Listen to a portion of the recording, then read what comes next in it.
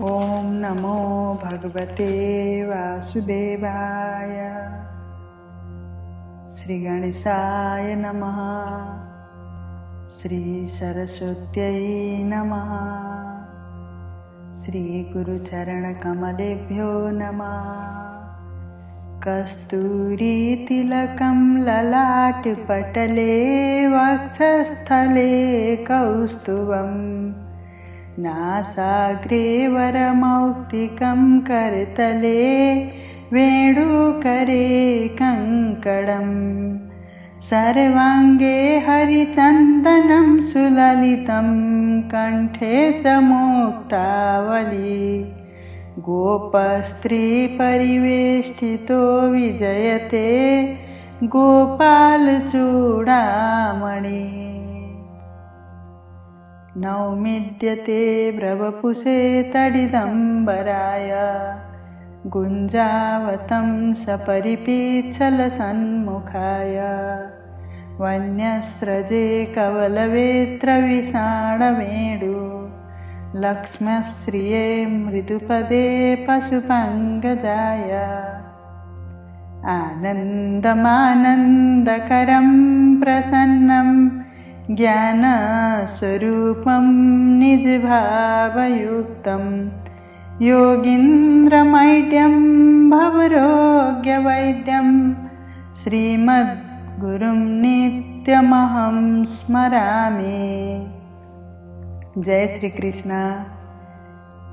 कल के प्रसंग में हमने कार्तिक मास के व्रत के नियम और उद्यापन की विधि को श्रवण किया था। आज के प्रसंग कार्तिक मास के व्रत के पुण्य दान से एक राक्षसी का उद्धार। आइए श्रवण करते हैं। राजा पृथु ने कहा, मुनि श्रेष्ठ, कार्तिक का व्रत करने वाले पुरुष के लिए जिस महान फल की प्राप्ति बताई गई है उसका वर्णन कीजिए। किसने इस व्रत का अनुष्ठान किया था? नारद जी बोले, राजन, पूर्व काल की बात है। सह्य पर्वत पर करवीरपुर में धर्मदत्त नाम के एक धर्मज्ञ ब्राह्मण रहते थे, जो भगवान विष्णु का व्रत करने वाले तथा भली भांति श्री विष्णु पूजन में सर्वदा तत्पर रहने वाले थे। वे 12 अक्षर मंत्र का जप किया करते थे। अतिथियों का सत्कार उन्हें विशेष प्रिय था।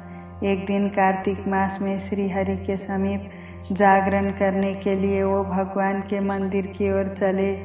उस समय एक पहर रात बाकी थी। भगवान के पूजन की सामग्री साथ लिए जाते हुए ब्राह्मण ने मार्ग में देखा, एक राक्षसी आ रही है। उसकी आवाज़ बड़ी डरावनी थी। टेढ़ी मेढ़ी दाढ़ें, लपलपाती हुई जीभ, धसे हुए लाल लाल नेत्र, नग्न शरीर, लंबे लंबे ओठ और घर घर शब्द, यही उसकी हुलिया थी। उसे देखकर ब्राह्मण देवता भय से थर्रा उठे। सारा शरीर कांपने लगा। उन्होंने साहस करके पूजा की सामग्री तथा जल से ही उस राक्षसी के ऊपर रोषपूर्वक प्रहार किया। हरि नाम का स्मरण करके तुलसी दल मिश्रित जल से उसको मारा था, इसलिए उसका सारा पातक नष्ट हो गया। अब उसे अपने पूर्व जन्म के कर्मों के परिणाम स्वरूप प्राप्त हुई दुर्दशा का स्मरण हो आया। उसने ब्राह्मण को दंडवत प्रणाम किया और इस प्रकार कहा, ब्राह्मण, मैं पूर्व जन्म के कर्मों के कुपरिणाम बस इस दशा को पहुँची हूँ। अब कैसे मुझे उत्तम गति प्राप्त होगी? राक्षसी को अपने आगे प्रणाम करते तथा पूर्व जन्म के किए हुए कर्मों का वर्णन करते देख ब्राह्मण को बड़ा विस्मय हुआ। वो उससे इस प्रकार बोले, किस कर्म के फल से तुम इस दशा को पहुँची हो? कहाँ से आई हो? तुम्हारा नाम क्या है तथा तुम्हारा आचार व्यवहार कैसा है? ये सारी बातें मुझे बताओ। कलहा बोली, ब्राह्मण, मेरे पूर्व जन्म की बात है। सौराष्ट्र नगर में भिक्षु नाम के एक ब्राह्मण रहते थे। मैं उनकी पत्नी थी। मेरा नाम कलहा था। मैं बड़े भयंकर स्वभाव की स्त्री थी। मैंने वचन से भी कभी अपने पति का भला नहीं किया। उन्हें कभी मीठा भोजन नहीं परोसा। मैं सदा उनकी आज्ञा किया उल्लंघन किया करती थी। कलह मुझे विशेष प्रिय था। वो ब्राह्मण मुझसे सदा उद्विग्न रहा करते थे। अंततोगत्वा मेरे पति ने दूसरे स्त्री से विवाह करने का विचार कर लिया। तब मैंने विष खाकर अपने प्राण त्याग दिए। फिर यमराज के दूत आए और मुझे बांध कर पीटते हुए यमलोक में ले गए। यमराज ने मुझे उपस्थित देख चित्रगुप्त से पूछा, चित्रगुप्त देखो तो सही, इसने कैसा कर्म किया है? इसे शुभ कर्म का फल मिलेगा या अशुभ कर्म का? चित्रगुप्त ने कहा, धर्मराज, इसने तो कोई भी शुभ कर्म नहीं किया है। यह स्वयं मिठाइयाँ उड़ाती थी और अपने स्वामी को उसमें से कुछ भी नहीं देती थी। अतः बलगुली चमगादड़ की योनि में जन्म लेकर यह अपनी विष्ठा खाती हुई जीवन धारण करे। इसने सदा अपने स्वामी से दोष किया है तथा सर्वदा कलह में ही इसकी प्रवृत्ति रही है। इसलिए यह शुक्री की योनि में जन्म ले विष्ठा का भोजन करती हुई समय व्यतीत करे। जिस बर्तन में भोजन बनाया जाता है उसी में यह हमेशा खाया करती थी। अतः उस दोष के प्रभाव से यह अपनी संतान का भक्षण करने वाली बिल्ली हो तथा अपने स्वामी को निमित्त बनाकर इसने आत्मघात किया है। अतः यह अत्यंत निंदनीय स्त्री कुछ काल तक प्रेत शरीर में भी निवास करे। दूतों के साथ इसको यहाँ से मरु प्रदेश में भेज देना चाहिए। वहाँ चिरकाल तक यह प्रेत का शरीर धारण करके रहे। इसके बाद यह पापिनी 3 योनियों का भी कष्ट भोगेगी। कलहा कहती है, विप्रवर, मैं वही पापिनी कलहा हूँ। प्रेत के शरीर में आए मुझे 500 वर्ष व्यतीत हो गए। मैं सदा ही अपने कर्म से दुखित तथा भूख प्यास से पीड़ित रहा करती हूँ। एक दिन भूख से पीड़ित होकर मैंने एक वन्य के शरीर में प्रवेश किया और उसके साथ दक्षिण देश में कृष्णा और वेणी के संगम पर आई। आने पर ज्यों ही संगम के किनारे खड़ी हुई तो ही उस वन्य के शरीर से भगवान शिव और विष्णु के पार्षद निकले और उन्होंने मुझे बलपूर्वक दूर भगा दिया। दुष्श्रेष्ठ, तब से मैं भूख का कष्ट सहन करती हुई इधर उधर घूम रही थी। इतने में ही आपके ऊपर मेरी दृष्टि पड़ी। आपके हाथ से तुलसी मिश्रित जल का संसर्ग पाकर अब मेरे पाप नष्ट हो गए। विप्रवर, मुझ पर कृपा कीजिए और बताइए, मैं इस प्रेत शरीर से और भविष्य में प्राप्त होने वाली भयंकर 3 योनियों से किस प्रकार मुक्त होंगी? नारद जी कहते हैं, कलहा के ये वचन सुनकर दुष्श्रेष्ठ धर्मदत्त को उसके कर्मों के परिणाम का विचार करके बड़ा विस्मय और दुख हुआ।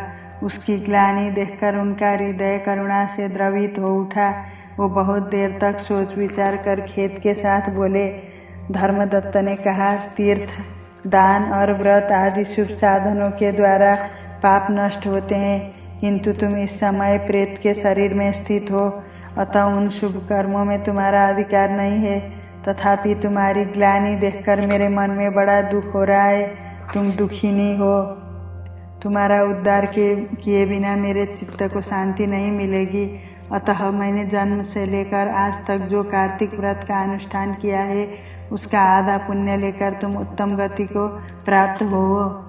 यूँ कहकर धर्मदत्त ने 12 अक्षर मंत्र का श्रवण कराते हुए तुलसी मिश्रित जल से ज्यों ही उसका अभिषेक किया त्यों ही वह प्रेत शरीर से मुक्त हो दिव्य रूप धारिणी देवी हो गई।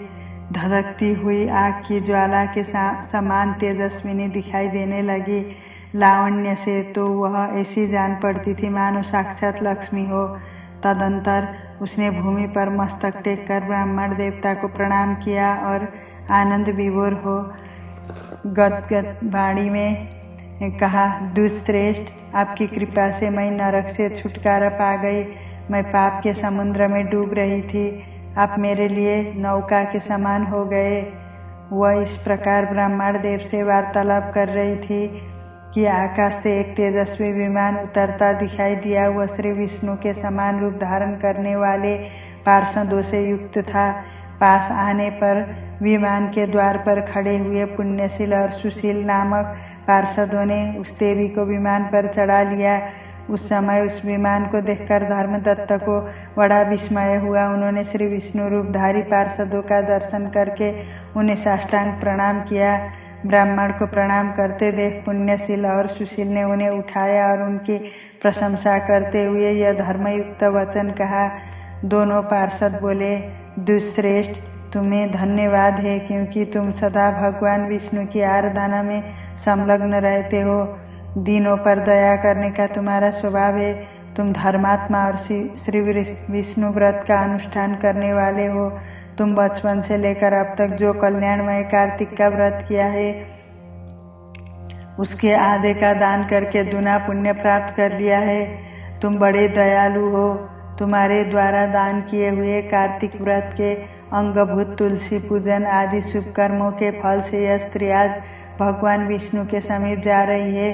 तुम भी इस शरीर का अंत होने पर अपनी दोनों पत्नियों के साथ भगवान विष्णु के वैकुंठ धाम में जाओगे और उन्हीं के समान रूप धारण करके सदा उनके समीप निवास करोगे। धर्मदत्त, जिन लोगों ने तुम्हारी ही भांति श्री विष्णु की भक्ति पूर्वक आराधना की है वो धन्य और कृतकृत्य है तथा संसार में उन्हीं का जन्म लेना सार्थक है। जिन्होंने पूर्व काल में राजा उत्तानपाद के पुत्र ध्रुव को ध्रुव पद पर स्थापित किया था, उन श्री विष्णु की यदि भली भांति आराधना की जाए तो वो प्राणियों को क्या नहीं दे डालते।